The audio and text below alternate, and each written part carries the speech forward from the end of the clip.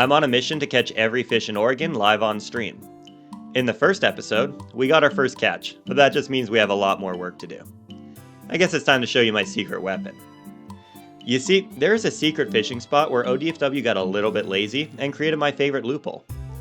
For those of you who don't know, the rules are different between rivers and lakes.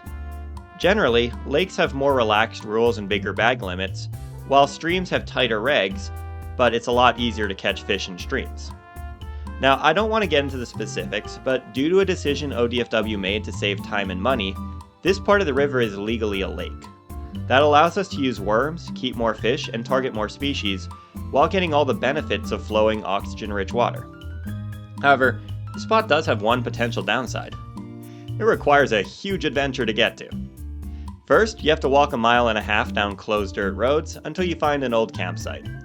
Then you have to know there's a settler path which cuts through the canyon cliffs, avoid getting baited by game trails, which will just lead you into a rock slide, and then navigate without a trail through steep terrain, avoiding a bunch of cliffs and ledges.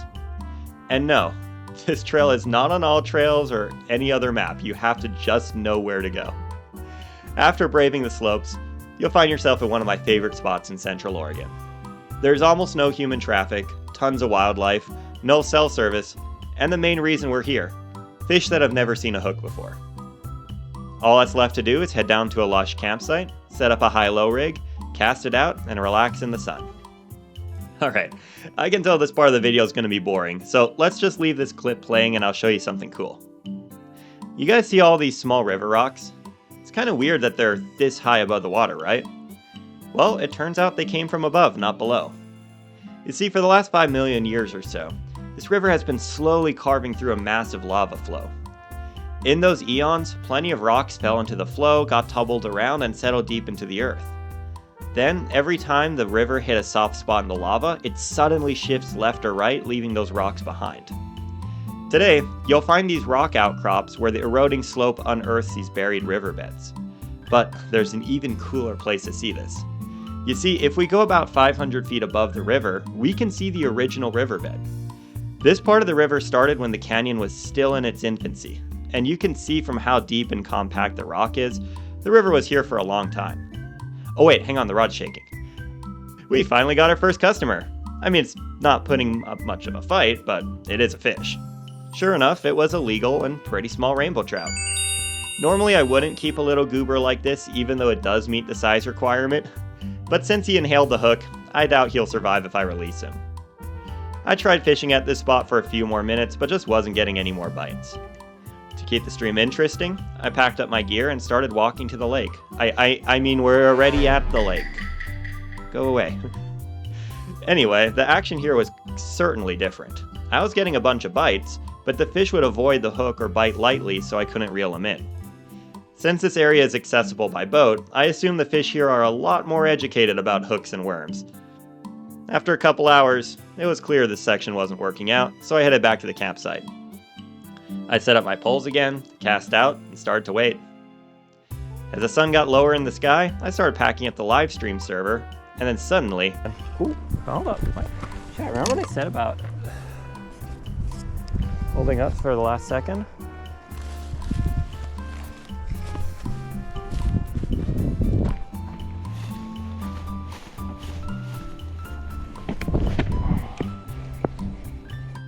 We had a fish on.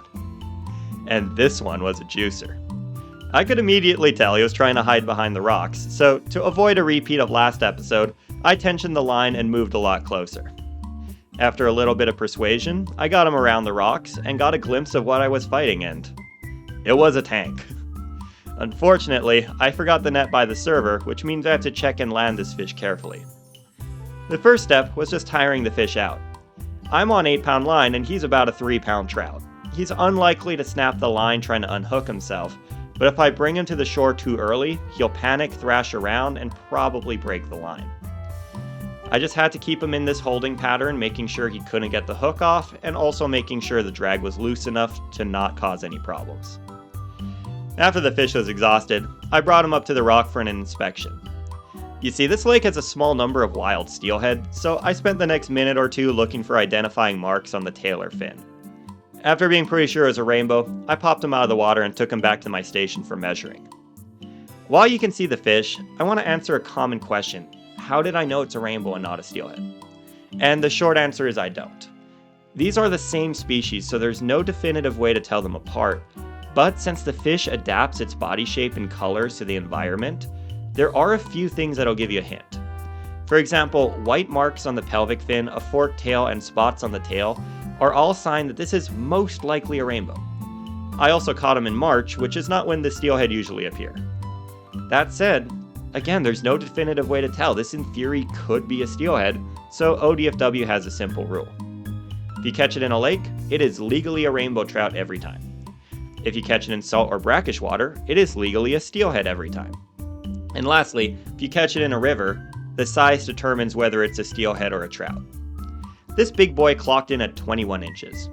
In a river, this would be too large to keep, but since we legally caught him in a lake, go away, and it's very unlikely to be a steelhead, I can legally and ethically take him home for dinner. Anyway, enough rambling about fish. We got 700 feet of vert to do. I started hiking back up the canyon and man, I am out of shape. This stream was recorded before I started doing my bachelor laps for exercise, and honestly, this stream is one of the reasons I started doing bachelor laps for exercise. Eventually, the sun began to set, so I took a water break, and while talking to the chat and watching the sun disappear behind the rim, I noticed my main battery was giving me the less than 5% warning. I decided to end the stream here on a good note so that it wouldn't randomly cut out later. Overall, this was a super fun and successful stream. Even though this recap is only a few minutes, the fishing session lasted almost 5 hours. If you want to see how this adventure unfolds, or even be a part of it live, drop a subscription, and I'll see you guys soon.